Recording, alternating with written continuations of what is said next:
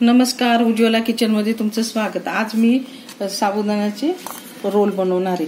त्याच्यासाठी लागणारे साहित्य साबुदाणा, शेंगदाणे, हे बटाटे, हा कढीपत्ता आणि हिरवी मिरची आणि जिरे मी हे घेतले खलबत्त्यात कुटून घेतले। आता मी हे तयार करते मिश्रण।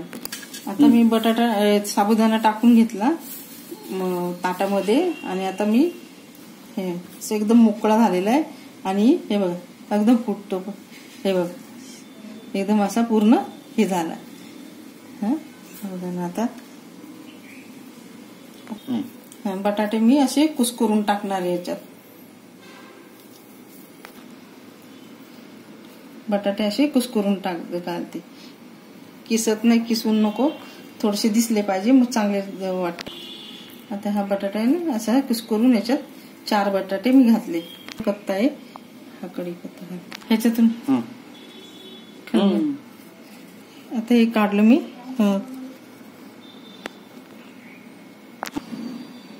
पाव चमचा मीठ घालते। असं गोळा तयार करून घेतला। आता ह्याच्यात शेंगदाणे घालते। शेंगदाणे कसं ना वरतून टाकायचे म्हणजे जरा चांगलं दिसतं।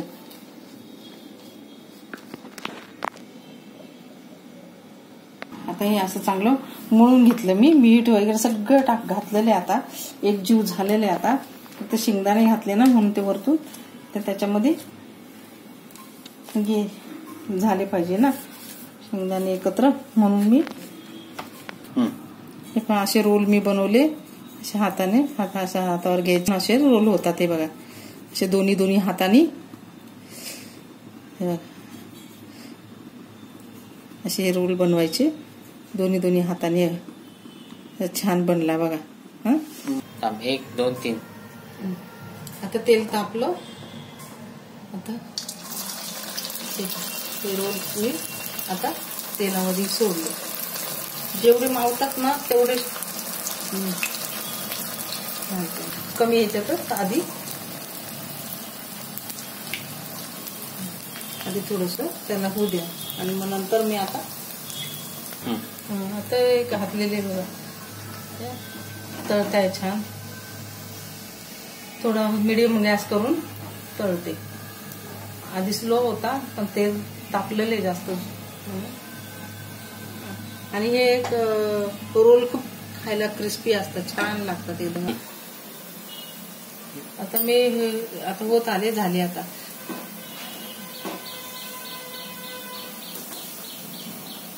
काढते आता, काढून झाले आता। आता गॅस बंद करते,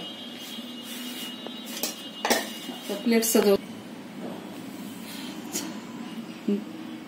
झाले माझे साबुदाणे रोल करून। हा बघा एकदम छान कुरकुरीत, एकदम कसा कुरकुर आवाज येते, एकदम छान।